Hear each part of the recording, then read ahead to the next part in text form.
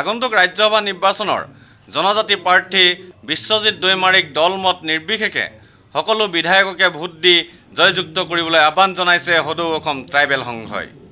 গুৱাহাটীত অনুষ্ঠিত এখন সংবাদমেলত সংঘৰ নেতৃত্বই উত্তৰ প্ৰদেশৰ পৰা আমদানি কৰি অনা সঞ্জয় সিঙক কংগ্ৰেছ দলে ৰাজ্যসভাৰ প্ৰাৰ্থিত্ব দিয়াত ক্ষোভ প্ৰকাশ কৰাৰ লগতে সমালোচনা কৰে। কংগ্ৰেছ দলে খিলঞ্জীয়া লোকক বঞ্চিত কৰাৰ নীতিক সংঘই গৰিহণা দিয়ে।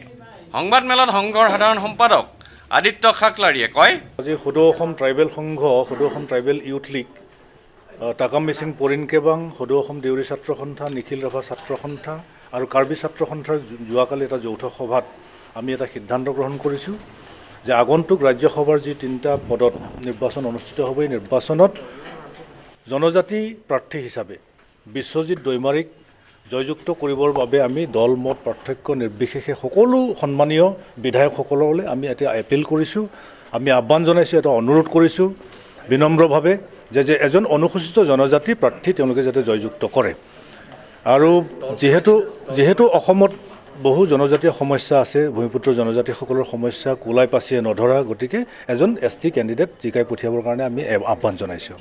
ৰাজনৈতিক দলসমূহক তেওঁলোকৰ হুইপটো অলপ শিথিল কৰিবৰ বাবে অসমৰ স্বাৰ্থত, অসমৰ খিলঞ্জীয়া জনসাধাৰণৰ স্বাৰ্থত তেওঁলোকে হুইপটো শিথিল কৰি খিলঞ্জীয়া মানুহক ৰাজ্যসভালৈ নিৰ্বাচন কৰিবৰ কাৰণে আমি আহ্বান জনাইছোঁ।